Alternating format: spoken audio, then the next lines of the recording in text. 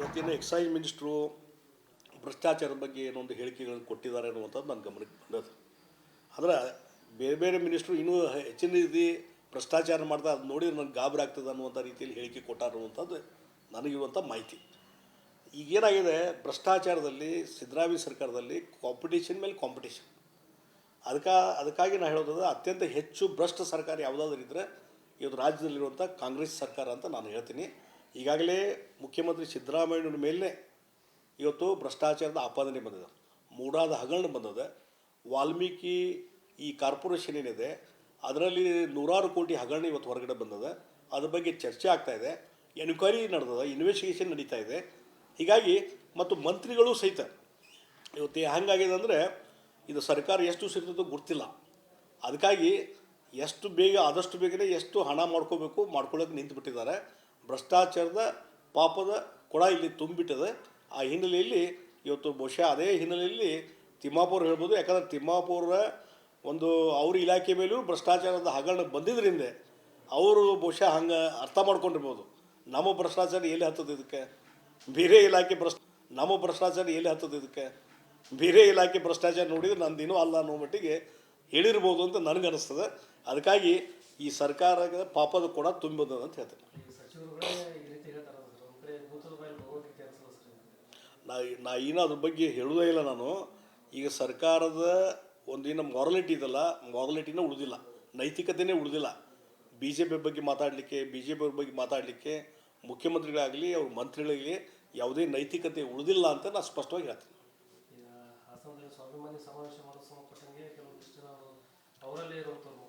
ನಾ ಯಾವಾಗಲೂ ಹೇಳ್ತೀನಿ, ಇವತ್ತು ಕಾಂಗ್ರೆಸ್ಸಲ್ಲಿ ಇನ್ ಫೈಟಿಂಗ್ ಭಾಳ ದೊಡ್ಡ ಪ್ರಮಾಣದಲ್ಲಿದೆ. ಕಾಂಗ್ರೆಸ್ಸಿನ ಶಾಸಕರೇ ಭಾಳಷ್ಟು ದೊಡ್ಡ ಪ್ರಮಾಣದಲ್ಲಿ ಅಸಮಾಧಾನ ಇದೆ. ಕ್ಷೇತ್ರದಲ್ಲಿ ಯಾವುದೂ ಕೆಲಸ ಆಗ್ತಾ ಇಲ್ಲ, ಅನುದಾನ ಸಿಗ್ತಾ ಇಲ್ಲ. ಹೀಗಾಗಿ ದೊಡ್ಡ ಪ್ರಮಾಣದಲ್ಲಿ ಅಸಮಾಧಾನ. ಈಗಾಗಲೇ ಕಾಂಗ್ರೆಸ್ಸಿನ 2-3 ಜನ MLAಗಳು ಓಪನ್ನಾಗಿ ಸ್ಟೇಟ್ಮೆಂಟ್ ಕೊಟ್ಟಿದ್ದಾರೆ, ನಮ್ಮ ಕ್ಷೇತ್ರಕ್ಕೆ ಅನುದಾನ ಬರ್ತಾ ಇಲ್ಲ, ನಾವು ಶಾಸಕರು ಯಾಕಾಗಿದ್ದೇವೋ ರಾಜೀನಾಮೆ ಕೊಟ್ಟು ಹೋಗುವಂಥ ಪರಿಸ್ಥಿತಿ ಬಂದದಂತೇಳಿ ಕಾಂಗ್ರೆಸ್ಸಿನ ಕೆಲವು ಶಾಸಕರು ಓಪನ್ ಆಗಿ ಹೇಳ್ತಿದ್ದಾರೆ. ಇನ್ನು ಕೆಲವರು ಒಳಗೊಳಗೆ ಮಾತಾಡ್ತಾರೆ. ಹೀಗಾಗಿ ಈ ಹಾಸನ ಸಮಾವೇಶ ಯಾಕೆ ಮಾಡಕತ್ತಾರೆ ನನಗೆ ಗೊತ್ತಿಲ್ಲ. ಹೀಗಾಗಿ ಇಲ್ಲೇನಾಗಿದೆ, ಇನ್ ಫೈಟಿಂಗ್ ಎಲ್ಲರಿಗೂ ಈ ಪೊಲಿಟಿಕಲ್ ಇನ್ಸೆಕ್ಯೂರಿಟಿ ಇದೆ. ಮುಖ್ಯಮಂತ್ರಿನ ಹಿಡ್ಕೊಂಡು ಉಪಮುಖ್ಯಮಂತ್ರಿ ಹಿಡ್ಕೊಂಡು ಎಲ್ಲರಿಗೂ ಪೊಲಿಟಿಕಲ್ ಇನ್ಸೆಕ್ಯೂರಿಟಿ ಸ್ಟಾರ್ಟ್ ಆಗಿದೆ. ಅದಕ್ಕೆ ತಮ್ಮ ಬಲವರ್ಧನೆ ಶಕ್ತಿಯನ್ನು ತೋರಿಸಲಿಕ್ಕೆ ಇದೆಲ್ಲ ಪ್ರಯತ್ನ ನಡೀತಾ ಇದೆ. ಮೊದಲು ಅಹಿಂದ ಅಂತಂದರು, ಈಗ ಕಾಂಗ್ರೆಸ್ ಪಾರ್ಟಿಯಿಂದ ಸಮಾವೇಶ ಮಾಡ್ತಾಯಿದ್ದಾರೆ. ಇದು ಯಾವ ಉದ್ದೇಶ ಸಲುವಾಗಿ, ಯಾವ ಒಂದು ಇದರ ಸಲುವಾಗಿ, ಪುರುಷಾರ್ಥಕ್ಕಾಗಿ ಸಮಾವೇಶ ಮಾಡ್ತಾರೆ ನನಗೆ ಅರ್ಥನೇ ಆಗ್ತಾಯಿಲ್ಲ.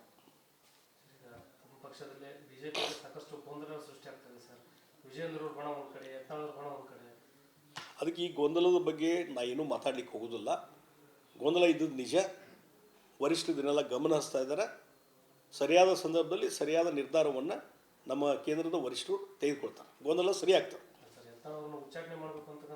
ನಾ ಅದ್ರ ಬಗ್ಗೆ ಏನು ಹೆಚ್ಚು ಡೀಪಾಗಿ ಚರ್ಚೆ ಮಾಡಲಿಕ್ಕೆ ಹೋಗೋದಿಲ್ಲ. ಹೀಗಾಗಿ ಒಂದೇ ಒಂದು ನಾ ಹೇಳುವಂಥದ್ದು, ಪಕ್ಷದಲ್ಲಿ ಗೊಂದಲ ಇರುವುದು ನಿಜ. ಅದನ್ನು ನಿವಾರಣೆ ಮಾಡುವಂಥ ಹಂತದಲ್ಲಿ ನಮ್ಮ ವರಿಷ್ಠರಿದ್ದಾರೆ.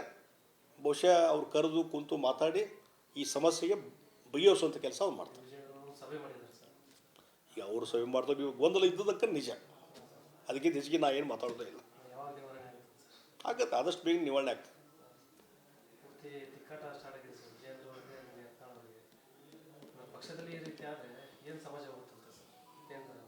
ಅದಕ್ಕೆ ಗೊಂದಲ ಅಂತೂ ಇದೆ. ಇದು ಎಲ್ಲ ರಾಜಕೀಯ ಪಕ್ಷದಲ್ಲಿ ಇರುವಂಥ BJP ಒಳಗೂ ಗೊಂದಲ ಇದೆ. ಅದು ಆದಷ್ಟು ಬೇಗನೆ ಬಗೆಹರಿಸಿದೆ ಅಂತ ಅಷ್ಟೇ ಹೇಳ್ತೇನೆ. ಅದು ಮುಂದೆ ಈಗೇನು ಜಾಯಿಂಟ್ ಸೆಲೆಕ್ಟ್ ಕಮಿಟಿ ಏನಿತ್ತು ಅದು ಈಗ ಅವಧಿ ಮುಂದುವರಿಸಿದ್ದಾರೆ ಬಜೆಟ್ ಸೆಷನ್ವರೆಗೆ. ಹೀಗಾಗಿ ಇನ್ನೊಂದು 2-3 ತಿಂಗಳವರೆಗೆ ಅದು ಬಿಲ್ ಬರಲಿಕ್ಕಿಲ್ಲ ಅಂತ ನನಗೆ ಅನಿಸುತ್ತೆ. ವಿಧೇಯಕ ಈ ಸೆಷನ್ದಲ್ಲಿ ಆಗೋದಿಲ್ಲ, ಇನ್ನು ಬಜೆಟ್ ಸೆಷನ್ ಆದಮೇಲೆ ಆಗ್ತದೆ.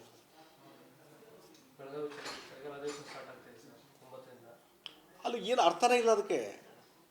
ಈಗ ಮೊದಲು 20 ಅಂದರು, ಈಗ 19 ಅಂದರೆ ಇರೋದು 5-6 ದಿವಸ. ಅದರಲ್ಲಿ ಒಂದು ದಿವಸ ಹೋತಂದರೆ ಇನ್ನು 4-5 ದಿವಸದಾಗ ಏನು ಸಾಧನೆ ಮಾಡ್ತೀವಿ? ಯಾವ ಪುರುಷಾರ್ಥಕ್ಕಾಗಿ ನೀವು ಅಧಿವೇಶನ ಕರೆದ್ರಿ ಅಂತ ನಾ ಕೇಳ್ತೇನೆ ನಾನು ಬೆಳಗಾವಿದಾಗ. ಯಾವ ಪುರುಷಾರ್ಥಕ್ಕಾಗಿ? ಅರ್ಥನೇ ಇಲ್ಲ ಅದಕ್ಕೆ. ಕರೆದ್ರೆ ಒಂದು ತಿಂಗಳರ ಕರೀರಿ, ಅಟ್ಲೀಸ್ಟ್ ಒಂದು 20 ದಿವಸರ ಕರೀರಿ, ಏನಾರು ಚರ್ಚೆ ಆಗ್ತದೆ. ಇಲ್ಲಾಂದ್ರೆ ಗೊಂದಲದಾಗ ಹೋಗ್ತದೆ. ಬೆಳಗಾವಿ ಜನರಿಗೆ ಸುಮ್ಮನೆ ಆಸೆ ಹಚ್ಚೋದು ನಡೆದ ಉತ್ತರ ಕನ್ನಡ ಮಂದಿಗೆ ಇದರಿಂದ ಏನೂ ಸಾಧನೆ ನೀವು ಮಾಡಲಿಕ್ಕೆ ಆಗೋದಿಲ್ಲ. ಪ್ರತಿ ಬಾರಿ ಯಾವುದೇ ಚರ್ಚೆಗಳಾಗಲ್ಲ ಸರ್. ಅದು ಆಗೋದೂ ಇಲ್ಲ. ಇವರು ಅಂದರೆ ಸುಮ್ಮನೆ ಉತ್ತರ ಕರ್ನಾಟಕ ಒಂದು ಸೆಷನ್ ಕರೆದೇನಂಥೇಳಿ ಕರೀಲಿಕ್ಕೆ ಹೊಂಟಾರ ಹೊರತು ಅದರಿಂದ ಏನೂ ಸಾಧನೆ ಮಾಡ್ಲಿಕ್ಕೆ ಸಾಧ್ಯನೇ ಇಲ್ಲ. ನೀವು ಕರೀದಾದ್ರೆ ಒಂದು ತಿಂಗಳು ಕರೀರಿ, 20 ಡೇಸರ ಕರೀರಿ. ಈ ನಮ್ಮ ಪಾರ್ಲಿಮೆಂಟ್ ಸೆಷನ್ ನಡೀತಾ ಇದೆ 25ನೇ ತಾರೀಕಿಂದ 20 ಒಂದು 25 ದಿವಸ ನಡೀತದೆ, ನೀವು ಕರೀರಿಲ್ಲ. ಹೀಗಾಗಿ ಸುಮ್ಮನೆ ಒಂದು ಉತ್ತರ ಕರ್ನಾಟಕ ಜನರಿಗೆ ಮೂಗಿ ತುಪ್ಪ ಹಚ್ಚೋ ಕೆಲಸ ಈ ಸರ್ಕಾರ ಮಾಡ್ತಾಯಿದೆ. ಇವತ್ತಿನ ಎಕ್ಸೈಸ್ ಮಿನಿಸ್ಟ್ರು ಭ್ರಷ್ಟಾಚಾರದ ಬಗ್ಗೆ ಏನೊಂದು ಹೇಳಿಕೆಗಳನ್ನು ಕೊಟ್ಟಿದ್ದಾರೆ ಅನ್ನುವಂಥದ್ದು ನನ್ನ ಗಮನಕ್ಕೆ ಬಂದದ್ದು. ಆದರೆ ಬೇರೆ ಬೇರೆ ಮಿನಿಸ್ಟ್ರು ಇನ್ನೂ ಹೆಚ್ಚಿನ ರೀತಿ ಭ್ರಷ್ಟಾಚಾರ ಮಾಡ್ತಾ ಅದು ನೋಡಿ ನನಗೆ ಗಾಬರಿ ಆಗ್ತದೆ ಅನ್ನುವಂಥ ರೀತಿಯಲ್ಲಿ ಹೇಳಿಕೆ ಕೊಟ್ಟಾರ ಅನ್ನುವಂಥದ್ದು ನನಗಿರುವಂಥ ಮಾಹಿತಿ. ಈಗೇನಾಗಿದೆ, ಭ್ರಷ್ಟಾಚಾರದಲ್ಲಿ ಸಿದ್ದರಾಮಯ್ಯ ಸರ್ಕಾರದಲ್ಲಿ ಕಾಂಪಿಟೇಷನ್ ಮೇಲೆ ಕಾಂಪಿಟೇಷನ್. ಅದಕ್ಕಾಗಿ ನಾನು ಹೇಳೋದು ಅತ್ಯಂತ ಹೆಚ್ಚು ಭ್ರಷ್ಟ ಸರ್ಕಾರ ಯಾವುದಾದ್ರೂ ಇದ್ದರೆ ಇವತ್ತು ರಾಜ್ಯದಲ್ಲಿರುವಂಥ ಕಾಂಗ್ರೆಸ್ ಸರ್ಕಾರ ಅಂತ ನಾನು ಹೇಳ್ತೀನಿ. ಈಗಾಗಲೇ ಮುಖ್ಯಮಂತ್ರಿ ಸಿದ್ದರಾಮಯ್ಯನ ಮೇಲೆ ಇವತ್ತು ಭ್ರಷ್ಟಾಚಾರದ ಆಪಾದನೆ ಬಂದಿದೆ, ಮೂಡಾದ ಹಗರಣ ಬಂದಿದೆ. ವಾಲ್ಮೀಕಿ ಈ ಕಾರ್ಪೊರೇಷನ್ ಏನಿದೆ ಅದರಲ್ಲಿ 100 ಕೋಟಿ ಹಗರಣ ಇವತ್ತು ಹೊರಗಡೆ ಬಂದಿದೆ. ಅದ್ರ ಬಗ್ಗೆ ಚರ್ಚೆ ಆಗ್ತಾಯಿದೆ, ಎನ್ಕ್ವೈರಿ ನಡೆದಿದೆ, ಇನ್ವೆಸ್ಟಿಗೇಷನ್ ನಡೀತಾ ಇದೆ. ಹೀಗಾಗಿ ಮತ್ತು ಮಂತ್ರಿಗಳು ಸಹಿತ ಇವತ್ತು ಹೆಂಗಾಗಿದೆ ಅಂದರೆ ಇದು ಸರ್ಕಾರ ಎಷ್ಟು ಸಿಗ್ತದೋ ಗೊತ್ತಿಲ್ಲ. ಅದಕ್ಕಾಗಿ ಎಷ್ಟು ಬೇಗ ಆದಷ್ಟು ಬೇಗನೆ ಎಷ್ಟು ಹಣ ಮಾಡ್ಕೊಳ್ಳೋಕೆ ನಿಂತುಬಿಟ್ಟಿದ್ದಾರೆ.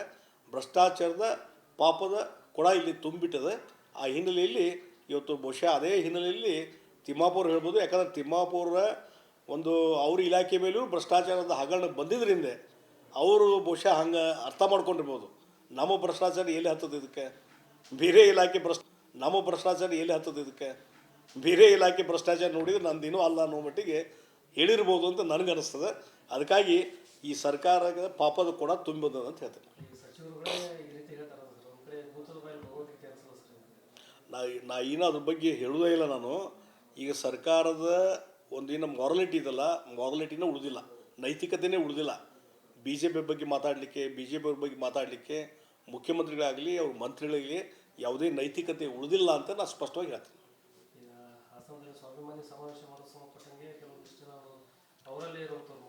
ನಾ ಯಾವಾಗಲೂ ಹೇಳ್ತೀನಿ, ಇವತ್ತು ಕಾಂಗ್ರೆಸ್ನಲ್ಲಿ ಇನ್ ಫೈಟಿಂಗ್ ಭಾಳ ದೊಡ್ಡ ಪ್ರಮಾಣದಲ್ಲಿದೆ. ಕಾಂಗ್ರೆಸ್ಸಿನ ಶಾಸಕರೇ ಭಾಳಷ್ಟು ದೊಡ್ಡ ಪ್ರಮಾಣದಲ್ಲಿ ಅಸಮಾಧಾನ ಇದೆ. ಕ್ಷೇತ್ರದಲ್ಲಿ ಯಾವುದೂ ಕೆಲಸ ಆಗ್ತಾ ಇಲ್ಲ, ಅನುದಾನ ಸಿಗ್ತಾ ಇಲ್ಲ. ಹೀಗಾಗಿ ದೊಡ್ಡ ಪ್ರಮಾಣದಲ್ಲಿ ಅಸಮಾಧಾನ. ಈಗಾಗಲೇ ಕಾಂಗ್ರೆಸ್ಸಿನ 2-3 ಜನ MLAಗಳು ಓಪನ್ ಆಗಿ ಸ್ಟೇಟ್ಮೆಂಟ್ ಕೊಟ್ಟಿದ್ದಾರೆ, ನಮಗೆ ನಮ್ಮ ಕ್ಷೇತ್ರಕ್ಕೆ ಅನುದಾನ ಬರ್ತಾ ಇಲ್ಲ, ನಾವು ಶಾಸಕರು ಯಾಕಾಗಿದ್ದೇವೆ, ರಾಜೀನಾಮೆ ಕೊಟ್ಟು ಹೋಗುವಂಥ ಪರಿಸ್ಥಿತಿ ಬಂದದಂತೇಳಿ ಕಾಂಗ್ರೆಸ್ಸಿನ ಕೆಲವು ಶಾಸಕರು ಓಪನ್ ಆಗಿ ಹೇಳ್ತಿದ್ದಾರೆ. ಇನ್ನು ಕೆಲವರು ಒಳಗೊಳಗೆ ಮಾತಾಡ್ತಾರೆ. ಹೀಗಾಗಿ ಈ ಹಾಸನ ಸಮಾವೇಶ ಯಾಕೆ ಮಾಡಕತ್ತಾರ ನನಗೆ ಗೊತ್ತಿಲ್ಲ. ಹೀಗಾಗಿ ಇಲ್ಲೇನಾಗಿದೆ, ಇನ್ ಫೈಟಿಂಗ್ ಎಲ್ಲರಿಗೂ ಪೊಲಿಟಿಕಲ್ ಇನ್ಸೆಕ್ಯೂರಿಟಿ ಇದೆ. ಮುಖ್ಯಮಂತ್ರಿನ ಹಿಡ್ಕೊಂಡು ಉಪಮುಖ್ಯಮಂತ್ರಿ ಹಿಡ್ಕೊಂಡು ಎಲ್ಲರಿಗೂ ಪೊಲಿಟಿಕಲ್ ಇನ್ಸೆಕ್ಯೂರಿಟಿ ಸ್ಟಾರ್ಟ್ ಆಗಿದೆ. ಅದಕ್ಕೆ ತಮ್ಮ ಬಲವರ್ಧನೆ ಶಕ್ತಿಯನ್ನು ತೋರಿಸ್ಲಿಕ್ಕೆ ಇದೆಲ್ಲ ಪ್ರಯತ್ನ ನಡೀತಾ ಇದೆ. ಮೊದಲು ಅಹಿಂದ ಅಂತಂದರು, ಈಗ ಕಾಂಗ್ರೆಸ್ ಪಾರ್ಟಿಯಿಂದ ಸಮಾವೇಶ ಮಾಡ್ತಾಯಿದ್ದಾರೆ. ಇದು ಯಾವ ಉದ್ದೇಶ ಸಲುವಾಗಿ, ಯಾವ ಒಂದು ಇದರ ಸಲುವಾಗಿ, ಪುರುಷಾರ್ಥಕ್ಕಾಗಿ ಸಮಾವೇಶ ಮಾಡ್ತಾರೆ ನನಗೆ ಅರ್ಥನೇ ಆಗ್ತಾಯಿಲ್ಲ. ಪಕ್ಷದಲ್ಲಿ ಬಿಜೆಪಿ ಸಾಕಷ್ಟು ಗೊಂದಲ ಸೃಷ್ಟಿಯಾಗ್ತದೆ ಸರ್. ವಿಜಯೇಂದ್ರ ಬಣ ಒಂದು ಕಡೆ, ಯತ್ನಾಳ್ ಬಣ ಒಂದು ಕಡೆ. ಅದಕ್ಕೆ ಈ ಗೊಂದಲದ ಬಗ್ಗೆ ನಾ ಏನೂ ಮಾತಾಡ್ಲಿಕ್ಕೆ ಹೋಗೋದಿಲ್ಲ. ಗೊಂದಲ ಇದ್ದದ್ದು ನಿಜ. ವರಿಷ್ಠರು ಇದನ್ನೆಲ್ಲ ಗಮನ ಹರಿಸ್ತಾ ಇದ್ದಾರೆ. ಸರಿಯಾದ ಸಂದರ್ಭದಲ್ಲಿ ಸರಿಯಾದ ನಿರ್ಧಾರವನ್ನು ನಮ್ಮ ಕೇಂದ್ರದ ವರಿಷ್ಠರು ತೆಗೆದುಕೊಳ್ತಾರೆ. ಗೊಂದಲ ಸರಿ ಆಗ್ತದೆ. ನಾನು ಅದ್ರ ಬಗ್ಗೆ ಏನು ಹೆಚ್ಚು ಡೀಪಾಗಿ ಚರ್ಚೆ ಮಾಡಲಿಕ್ಕೆ ಹೋಗೋದಿಲ್ಲ. ಹೀಗಾಗಿ ಒಂದೇ ಒಂದು ನಾ ಹೇಳುವಂಥದ್ದು, ಪಕ್ಷದಲ್ಲಿ ಗೊಂದಲ ಇರುವುದು ನಿಜ. ಅದನ್ನು ನಿವಾರಣೆ ಮಾಡುವಂಥ ಹಂತದಲ್ಲಿ ನಮ್ಮ ವರಿಷ್ಠರು ಇದ್ದಾರೆ. ಬಹುಶಃ ಅವ್ರು ಕರೆದು ಕುಂತು ಮಾತಾಡಿ ಈ ಸಮಸ್ಯೆಗೆ ಬಗೆಹರಿಸುವಂಥ ಕೆಲಸ ಅವ್ರು ಮಾಡ್ತಾರೆ. ಈಗ ಅವರು ಸಭೆ ಮಾಡ್ತಾರೆ, ಇವಾಗ ಗೊಂದಲ ಇದ್ದದಕ್ಕೆ ನಿಜ. ಅದಕ್ಕೆ ಹೆಚ್ಚಿಗೆ ನಾ ಏನು ಮಾತಾಡೋದೇ ಇಲ್ಲ. ಆಗತ್ತೆ, ಆದಷ್ಟು ಬೇಗ ನಿವಾರಣೆ ಆಗ್ತದೆ.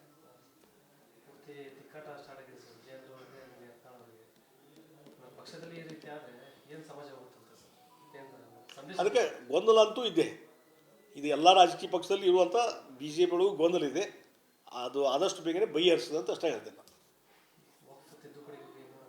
ಅದು ಮುಂದೆ ಈಗೇನು ಜಾಯಿಂಟ್ ಸೆಲೆಕ್ಟ್ ಕಮಿಟಿ ಏನಿತ್ತು ಅದು ಈಗ ಅವಧಿ ಮುಂದುವರಿಸಿದ್ದಾರೆ ಬಜೆಟ್ ಸೆಷನ್ವರೆಗೆ. ಹೀಗಾಗಿ ಇನ್ನೊಂದು 2-3 ತಿಂಗಳವರೆಗೆ ಅದು ಬಿಲ್ ಬರಲಿಕ್ಕಿಲ್ಲ ಅಂತ ನನಗೆ ಅನಿಸುತ್ತೆ. ವಿಧೇಯಕ ಈ ಸೆಷನ್ದಲ್ಲಿ ಆಗೋದಿಲ್ಲ, ಇನ್ನು ಬಜೆಟ್ ಸೆಷನ್ ಆದಮೇಲೆ ಆಗ್ತದೆ.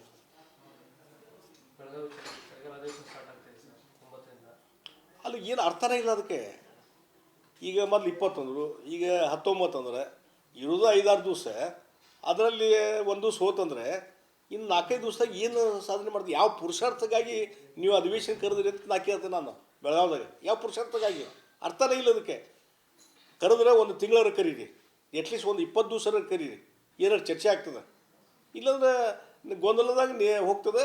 ಬೆಳಗಾವಿ ಜನರಿಗೆ ಸುಮ್ಮನೆ ಆಸೆ ಹಚ್ಚೋದು ನಡೆದ ಉತ್ತರ ಕನ್ನಡ ಮಂದಿಗೆ. ಇದರಿಂದ ಏನೂ ಸಾಧನೆ ನೀವು ಮಾಡಲಿಕ್ಕೆ ಆಗೋದಿಲ್ಲ. ಪ್ರತಿ ಬಾರಿ ಯಾವುದೇ ಚರ್ಚೆಗಳಾಗಲ್ಲ ಸರ್. ಅದು ಆಗೋದೂ ಇಲ್ಲ.